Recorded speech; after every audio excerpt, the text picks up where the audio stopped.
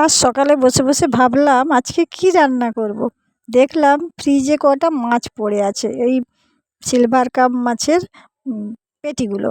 ওই পেটিগুলো দিয়ে ভাবলাম যে দই মাছই করে ফেলি। যেরকম ভাবা সেরকমই কাজ। তারপর চটফট করে দেরি না করে মাছগুলোকে প্রথমে ধুয়ে দিলাম। ধোয়ার পর নুন হলুদ মাখিয়ে ভেজে ফেললাম। একটু হালকা হালকা ভাজার পর নামিয়ে নিলাম। নামিয়ে নেওয়ার পর আস্তে আস্তে করে কড়াইতে তেল দিলাম। তেলের পরে কাজু বাদাম বাটা, পেঁয়াজ বাটা, রসুন বাটা, আদা বাটা সব তেলের মধ্যে ছেড়ে দিলাম।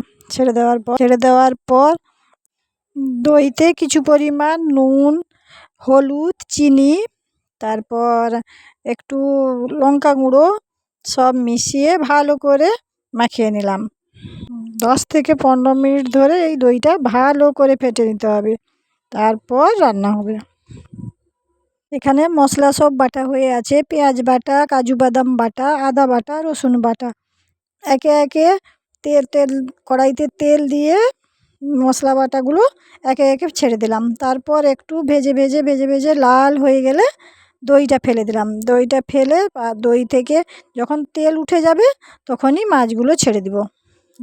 ওই মশলাটা 10 থেকে 15 মিনিট ধরে নেড়ে চেড়ে নিয়ে ভালো করে নাড়ার পরে তোমার মশলাটা লাল হয়ে গেলে তারপর দই দিয়ে দিলাম। দইয়ের সঙ্গে দইটা নেড়ে চেড়ে নিয়ে তারপর একটু জল দিয়ে জলটা ফুটতে থাকলে ফুটন্ত জলে এই মাছটা ছেড়ে দিলাম।